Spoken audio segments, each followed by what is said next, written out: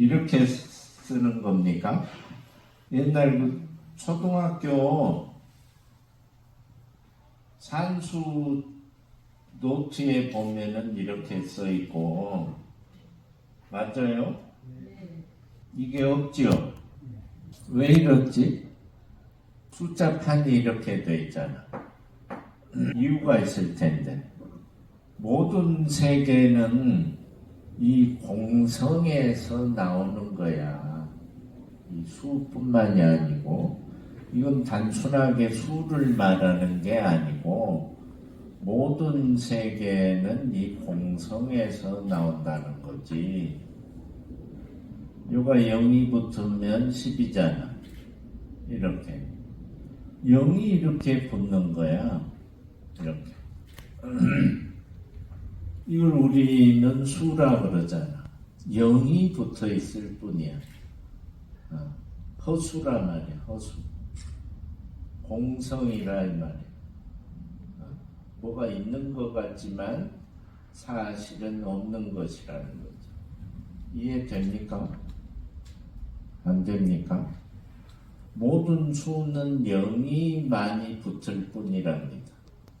우리가 아는 구글이라는 구글이라고 이름 붙여서 쓰고 있죠. 구글이라는 세계에는 10의 100제곱을 구글이라 그래. 밥 먹고 하루 종일 동그라미를 종일 24시간 치고 있는 숫자를 쉽게 이해하면 돼. 공성이란 말이야. 아무리 늘려도 이 원 하나를 못 벗어난단 말이야.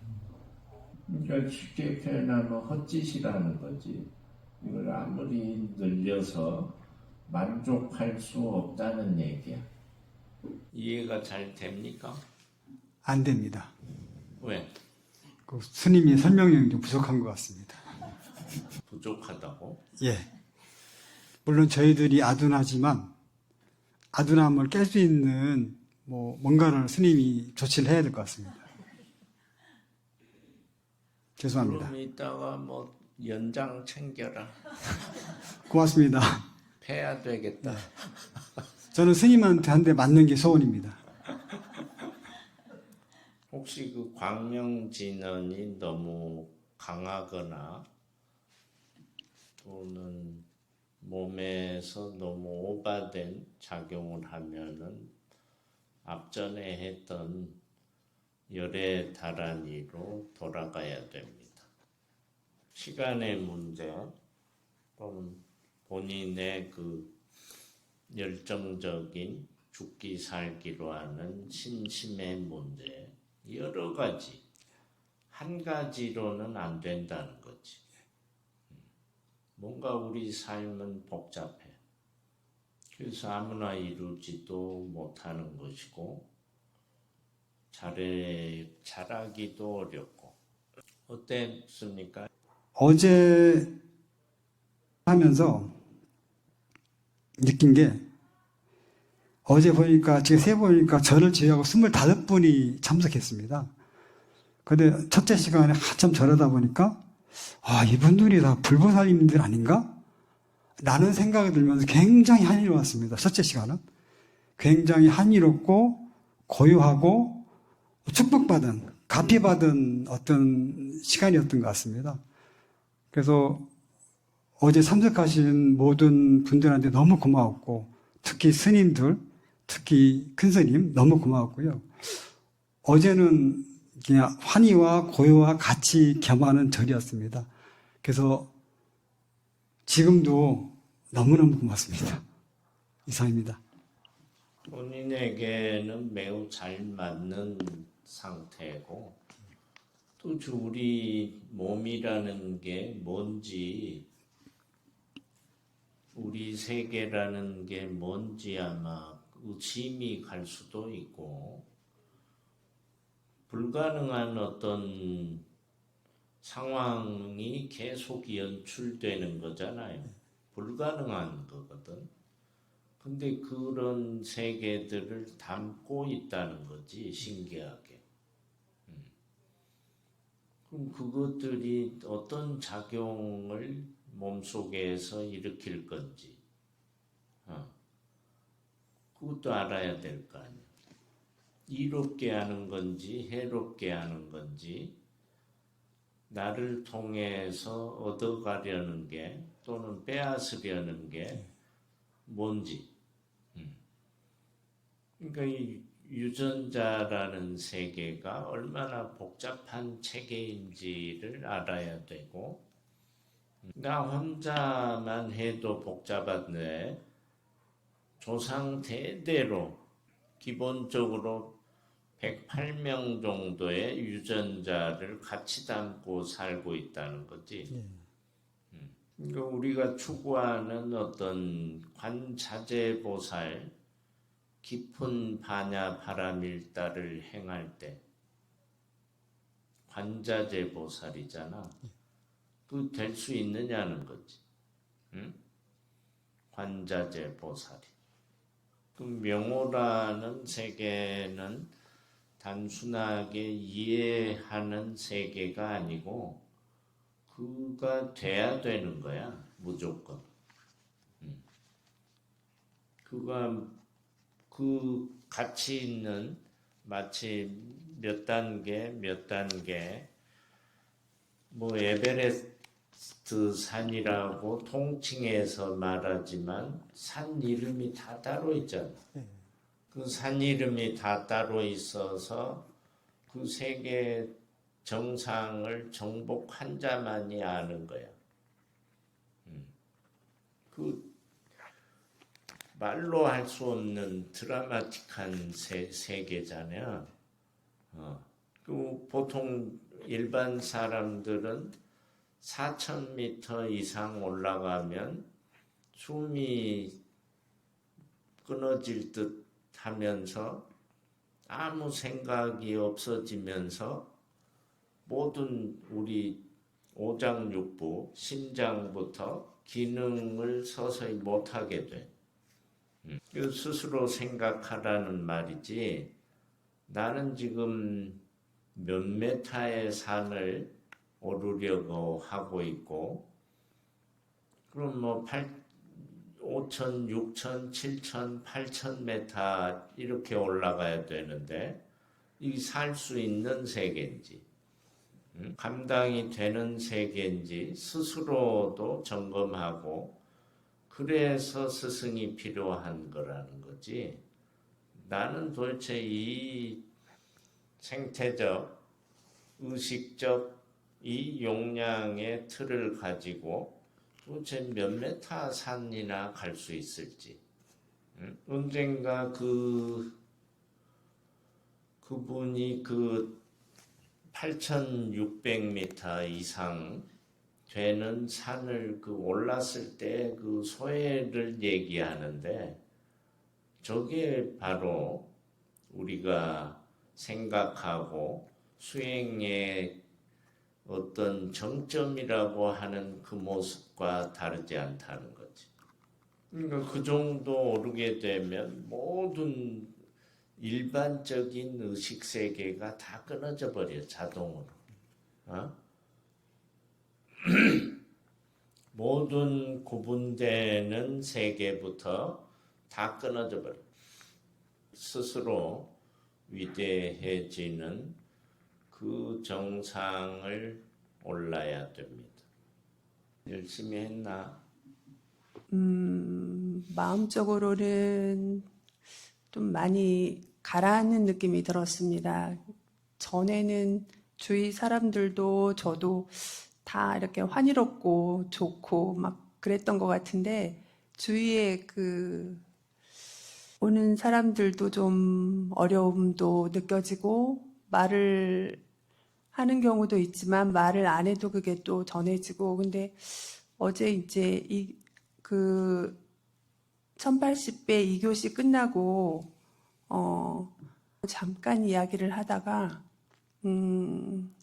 고통이라는 단어를 말씀을 하시더라고요. 근데 3교시째 그 세 번째 1080배를 할 때는 그 빗방울이 더 굵어지고 많아지고 그러면서 그거를 보는데 모든 사람들의 눈물 같은 느낌이 들었는데 눈물이지만 슬프지 않고 이 눈물에 안 좋은 업들이라든가 이런 것들이 좀 흘려나갔으면 좋겠다 이러면서 아련한 느낌이 계속 들었습니다. 빗물 얘기를 했는데 네.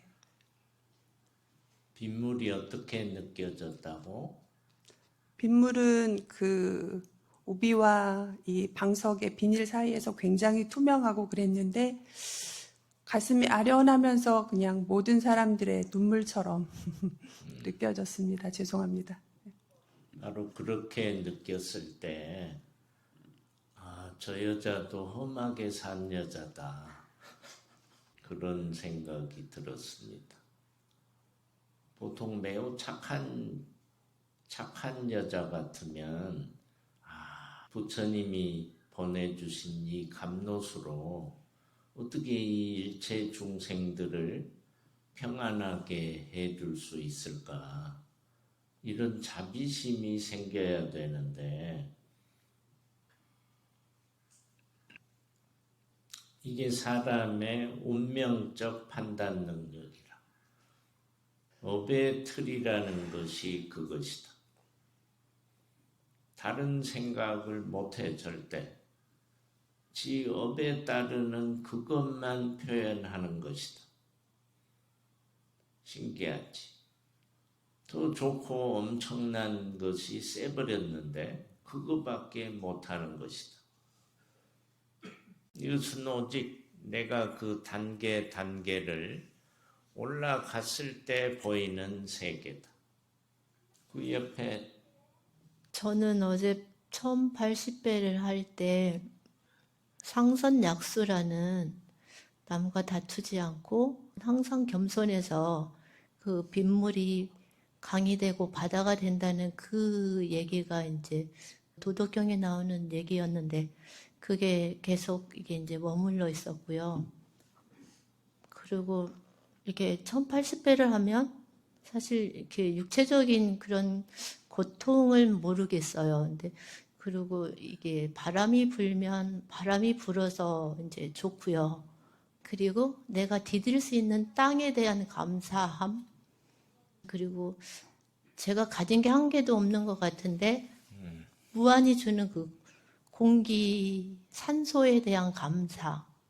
그리고 뭐 옆에 공사를 해도 그게 시끄럽거나 귀에 거슬리지 않고 그냥 부처님께서 시다르타 그 왕자 시절에 명상할 때 나무 밑에서 계셨을 때 이런 느낌이었을까? 뭐 이제 그런 마음이 좀 자주 들어오고 그랬던 것 같아요, 스님.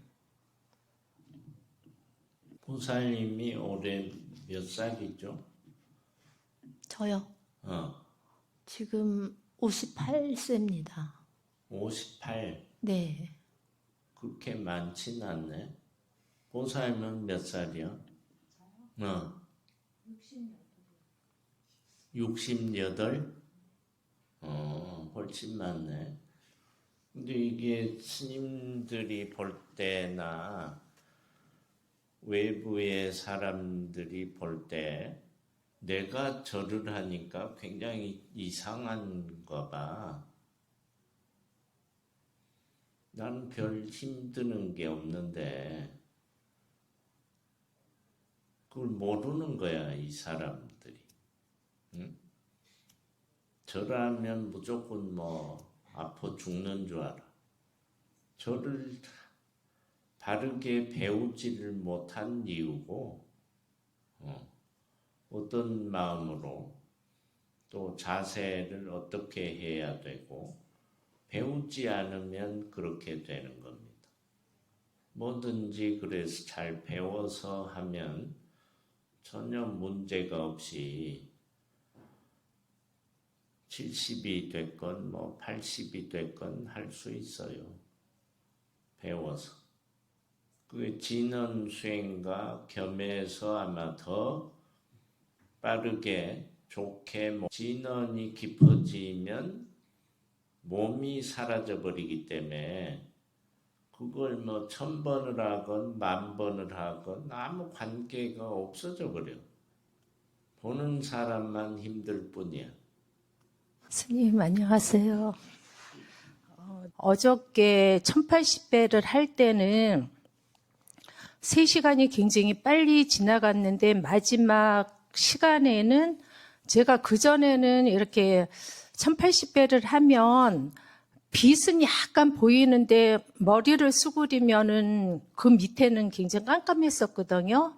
근데 어제는 이 왼쪽에서부터 아주 밝은 색, 그러니까 미색에서 노란색으로 가는 그 색이 이렇게 점점 오더니 이렇게 고개를 숙여도 이제 밑에가 환하게 빛이 있더라고요. 그러더니 끝날 때쯤 되니까는 처음에는 이 반쪽만 빛이 보였었는데 끝날 때쯤 되니까는 온전하게 다 빛이 보였어요. 그래서 마지막 시간에는 정말 아무 생각 없이 그 빛을 보면서 광명진언을 하면서 1080배를 했었던 것 같아요. 근데 그 손에 보였던 그것은 무엇인지 잘 모르겠어요. 그래서 가르쳐 주라고? 궁금합니다. 그건 뭐 혼자 알 수도 있고, 일단 더 높이 올라가라고 하니까 이게 버거운 거야. 그럼 예전 했던 것이 예를 들어서 한 1000m 산쯤 되는 거야. 네. 산으로 굳이 네, 미터를 붙인다면은. 그럼 광명진언을 하라고 했는데 이거는 도대체 몇 미터나 더 올라가야 되는지 거의 그 배에 속하는 거야. 네, 그러니까 힘든 거지. 응? 1000m였는데 갑자기 2000m를 올라가라고 하니까 네, 올라가긴 가야 되는데 죽겠는 거지. 숨이 차고. 네, 응? 그동안에 뭐 1000m만 하니까 이게 할랑하니 할만했는데 네. 갑자기 1000m를 더 올라가라고 하니까 죽겠는 거지. 응? 괴롭고. 그러니까 어떤 길을 간다는 것은 힘든 일인 것 같아. 다음부터는 올라가지 마라. 저는 더 올라가고 싶습니다. 힘들어도 열심히 수행을 했으면 하는 바람입니다. 아무튼 오르는 길은 늘 힘들고 외롭고 어려운 거야. 네, 함부로 그런 세계를 난 이거 그동안에 새가밖에 어떻게 했는데 뭐가 되지도 않고 보이지도 않고 이러다만 인간들이 허다하단다. 그러지 않겠어? 그 좀 있다가 3000m 올라가라 그러면 더 죽겠는데 그 쉬울까? 스스로 이론적인 세계도 끝없이 공부를 해야지만 올라갈 수 있고 생태계가 바뀐다고 알면 된다. 고도가 올라가면 그 올라간 만큼의 생태계 조건이 자연 환경이 바뀌어버려.